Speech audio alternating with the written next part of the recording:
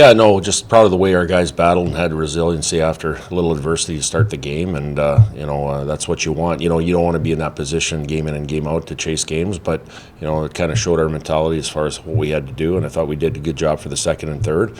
But again, the starts are very critical. Start of periods, end of periods, and again, that was a major focus for us.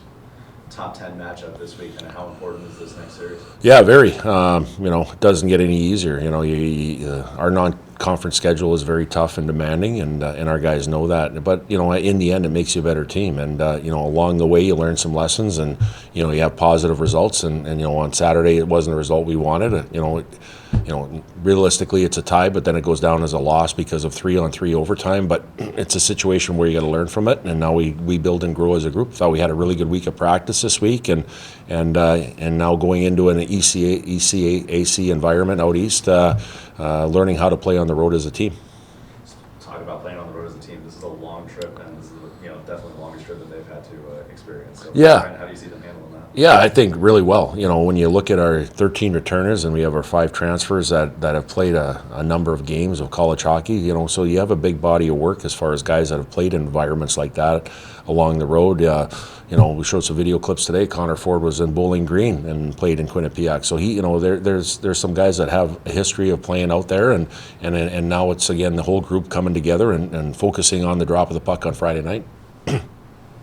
How do you embrace not being the number one team right out of the gate this year? I know it's a kind of a stereotypical question for you, but there's a lot of good competition, especially early in the season. Yeah, there's a ton of good teams in college hockey this year, and I think it's one of those things that we knew what we lost last year, and it's very easy to probably point a finger and say last year with the guys coming back, the top team and a lot of returners, but now you kind of have to start over, and it's from the ground up and build your team. And we watch the standings as far as the polls and different things like that, but our biggest thing is getting better every week and trying to be that number one team at the end of the year from a whole new group here. So again, we're cognizant of kind of where we're at, but again, not being complacent on where we're at, and we want to get better each and every day to try to be that number one team. And I think it's where you finish, it's not where you start, and we want to make sure that's a body of work that has a process to grow here.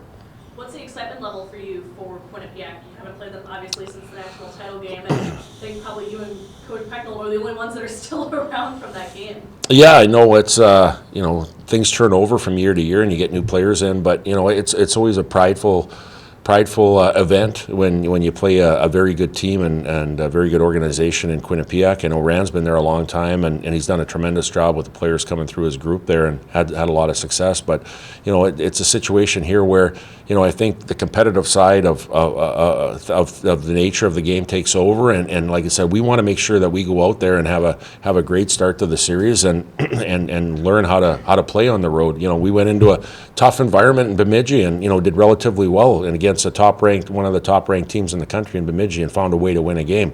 We're going to have to try to do the same thing out there. What makes you so successful against Quinnipiac, whether it's regular season, postseason, national title? You guys are unbeaten against them. Well, I think just being ready and preparing, having a plan, for the week ahead. It's a situation when you get into the NCHC or even Bemidji or some of the teams that you play a lot, over the course of the years, how they play.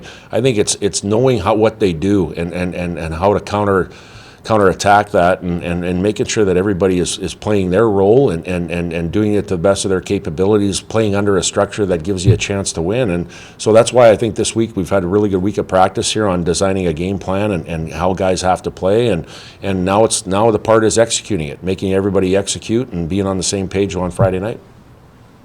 It's going to be like to see the Chorney on the other side of the arena this weekend. Yeah, it's going to be a little bit different, right? We've had Mark Chorney and Taylor Chorney playing in our group, and now the youngest Marcus is playing in Quinnipiac and finding his way there and doing a very good job. And it'll be fun, because I think once a puck gets dropped, you just play the game and you don't get into the kind of the storylines of that side of it. But like I said, really proud of the fact that another Chorney is playing D1 college hockey and playing at a high level. Nick, do you have anything? Yeah, Coach, to have a loss early in the year, what good can you take from that? Yeah, well, the good is that we came back from the game of being 2 goals down early in the game, calling a timeout and trying to find a way to play the game that we needed to do to eventually tie the game, and then to lose in 3-on-3 overtime was disappointing. But finding a way to have a message to our guys as far as starting a game and not chasing a game. When you're playing good teams, it's tough to come back and tie or win against those teams. It's one of those things where it's a learning lesson where you got to play a 60-minute game starting with a drop of the puck.